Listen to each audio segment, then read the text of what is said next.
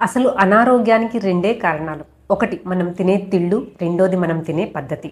అసలు ఆహారంలో మంచి క్రమశిక్షణ అంటే డిసిప్లిన్ అనేది చాలా ముఖ్యం. ప్రపంచవ్యాప్తంగా చాలా డెవలప్మెంట్ జరుగుతుంది. రైట్ ఫ్రమ్ టెక్నాలజీ నుంచి స్పేస్ రీసెర్చ్ వరకు. ఎందుకో తెలియదు, ఆహార విషయంలో మాత్రం మనం చాలా వెనకబడిపోయాం. హలో, నేను మీ Pavni, certified nutritionist and health coach. ఒక న్యూట్రిషనిస్ట్గా నేను మీకు ఈరోజు ఏం తినాలి ఏం తినకూడదు అని చెప్పట్లేదు, కానీ అసలు ఎలా తినాలి, తినే పద్ధతి గురించి చెప్పబోతున్నాను. ఆరోగ్యంగా ఉండడానికి మూడు సూత్రాలు. ఒకటి ఎలా తినాలి, రెండు ఎప్పుడు తినాలి, మూడు ఎంత తినాలి. ఎలా తినాలని దాని గురించి చూసుకుంటే, ఇప్పుడున్న బిజీ వరల్డ్లో ఎప్పుడు పడితే అప్పుడు హరీబరీగా తినేస్తూ ఉంటారు, ఒక ల్యాప్టాప్ చూస్తూనో ఏదో ఫోన్ చూస్తూనో. కానీ అది మంచి పద్ధతి కాదు. ఎప్పుడన్నా మనం భోజనం దగ్గర కూర్చున్నప్పుడు కనీసం 15 నుంచి 20 నిమిషాలు కూర్చుని తినాలి. ఇంకొకటి ఏంటంటే బాగా నమిలి తినాలి. మనం ఒక ముద్ద పెట్టుకున్న తర్వాత కనీసం 15 నుంచి 20 సార్లు అన్నా బాగా నమిలి తినాలి. ఒకవేళ అలా 15-20 సార్లు లెక్క పెట్టుకోలేకపోతే కనీసం అది ద్రవ పదార్థం అంటే లిక్విడ్ అయ్యేంత వరకు నమిలి బాగా తినాలి. దీనివల్ల ఏమవుతుందంటే మన పొట్ట మీద భారం పడదు, అంటే మన సగం డైజెషన్ నోట్లోనే జరుగుతుందన్నమాట. ఇంకొకటి ఏంటంటే మనం సరిగ్గా నమిలి తినకపోవడం వలన అది కచ్చబచ్చగా ఉంటుంది. ఆ పార్టికల్స్ మన స్టమక్లోకి వెళ్ళిన తర్వాత దాన్ని మళ్ళీ చిన్న చిన్న పార్టికల్స్గా చేయడానికి స్టమక్ చాలా కష్టపడాల్సి ఉంటుంది. దాని ద్వారా ఏంటంటే ఆ ఫుడ్ మన కడుపులో ఎక్కువసేపు ఉండడం వలన అది బాగా పులిసి మనకి పులితెనుపులని, గ్యాస్ ఫార్మేషన్ అని, కాన్స్టిపేషన్ ఇలాంటి సమస్యలన్నీ వస్తాయి. ఆహారాన్ని బాగా నమిలి తినాలనేది మొదటి సూత్రం.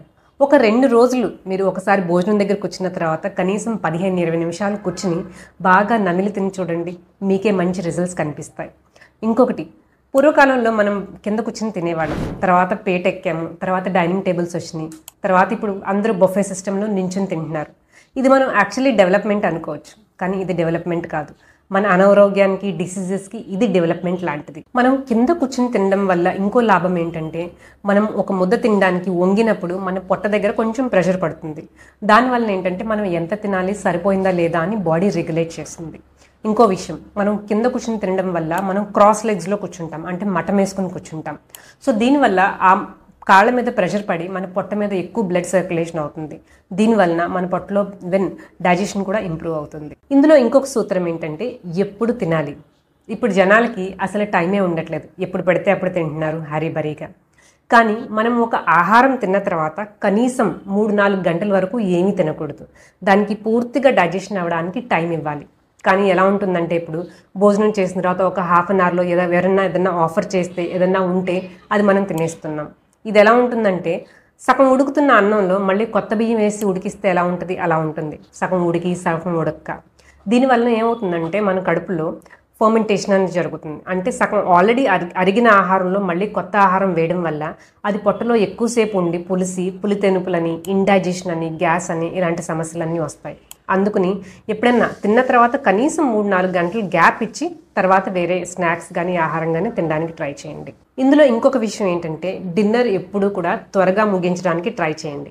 ఒకవేళ ఎంప్లాయీస్ అయితే కొంచెం లేట్ అవుతుంది, బట్ మీరు ఎంత లేట్ చేస్తూ ఉంటారో ఫుడ్ని కూడా అంత లైట్ చేస్తూ ఉండండి. దీనివలన డైజెషన్, అరుగుదల చాలా బాగుంటుంది. ఈ ఆరోగ్య సూత్రాల్లో ఆఖరిది మరియు ముఖ్యమైనది ఎంత తినాలి. ఈ ఎంత తినాలి అనే దాంట్లో ప్లేటింగ్ కాన్సెప్ట్ అనేది చాలా ఉపయోగపడుతుంది. ఒకవేళ మనం ఒక కంచంలో కానీ ప్లేట్లో కానీ ఆహారం తీసుకుంటే దాన్ని 3 భాగాలుగా చేయండి. ఒకటి సగం, 2 పావు వంతులు. ఈ సగంలో వెజిటబుల్స్ కానీ సాలెడ్స్ కానీ, అంటే సగం వంతు మొత్తం కాయగూరలతో నిండి ఉండాలి. ఇంకో దాంట్లో పెరుగు కానీ దాల్ కానీ అంటే ప్రోటీన్స్ ఉండాలి. ఇంకొక పావులో మీ కార్బోహైడ్రేట్స్ అంటే చపాతీలు కానీ లేదా అన్నం కానీ ఏదో ఒకటి పెట్టుకోవచ్చు. సో దీన్ని మంచి ప్లేటింగ్ కాన్సెప్ట్ అంటారు. మనం యూజువల్గా చూసుకున్నట్టయితే ఒక ప్లేట్లో ఫస్ట్ రైస్ పెట్టుకుంటాం, ఎక్కువ రైస్ పెట్టుకుంటాం, అంటే హాఫ్ కన్నా ఎక్కువ రైస్ వడ్డించుకుంటాం. తర్వాత ఏ మూలో ఒక చివర కొంచెం కూర వేసుకుంటాం. కానీ అది మంచి పద్ధతి కాదు. ఈసారి నుంచి ఏం చేస్తారంటే, ప్లేట్లో ఫస్ట్ కూర పెట్టుకోండి, హాఫ్ ఆఫ్ ఇట్, ఎంత ఉంటే అంత కూర పెట్టుకోండి. మీ కూర ఎంత ఉందో అందులో సగం మీరు రైస్ వడ్డించుకోండి. సో దీనివల్ల ఏంటంటే కార్బోహైడ్రేట్స్ తగ్గుతుంది, కాయగూరలు అంటే ఫైబర్ కంటెంట్ ఎక్కువ అవుతుంది. దాంతోపాటు ఒక దాల్ కానీ పెరుగు కానీ పెట్టుకుంటే దట్స్ అ కంప్లీట్ మీల్ అనమాట. అసలు చూసుకుంటే మన సౌత్ ఇండియాలోనే ఎక్కువ కార్బోహైడ్రేట్స్ ఇంటేక్ ఉంటుంది, అంటే రైస్ క్వాంటిటీ ఎక్కువ తింటారనమాట. ఇప్పుడు వరల్డ్లో మన ఇండియానే డయాబెటీస్ క్యాపిటల్గా పరిగణించారు. అందులో ఎస్పెషలీ ఆంధ్రప్రదేశ్లో ఎక్కువ డయాబెటీస్ ఉన్న వాళ్ళు ఉంటారు. దీనికి ముఖ్య కారణం ఎక్కువ కార్బోహైడ్రేట్ ఇంటేక్, తక్కువ ఫిజికల్ యాక్టివిటీ. సో ఈ ప్లేటింగ్ కాన్సెప్ట్ అనేది ఫాలో అయితే మాత్రం ఏ అనారోగ్యం రాదు. సో ఈ 3 సూత్రాలు పాటించండి. ఒకటి, ఎలా తినాలి, అదే బాగా నవిలి తినాలనేది, కింద కూర్చుని తినాలనేది పాటించండి. ఇంకొకటి, ఎప్పుడు తినాలి, మనకి ఆకలి వేసినప్పుడే తినండి, ఎప్పుడు పడితే అప్పుడు కాకుండా. ఒక ఆహారానికి ఇంకొక ఆహారానికి మధ్యలో అట్లీస్ట్ 3 నుంచి 4 గంటలు టైం ఇవ్వండి. ఇంకొకటి, ఎంత తినాలనేది మనం తెలుసుకున్నాం ఈ ప్లేటింగ్ కాన్సెప్ట్లో. నేను హెల్త్ అండ్ ఫిట్నెస్ మీద మరిన్ని వీడియోస్ చేస్తున్నాను. సో ఈ వీడియో కనుక మీకు నచ్చినట్లయితే please like, share and subscribe. మరిన్ని హెల్త్ వీడియోస్ కోసం please stay tuned. Thank you.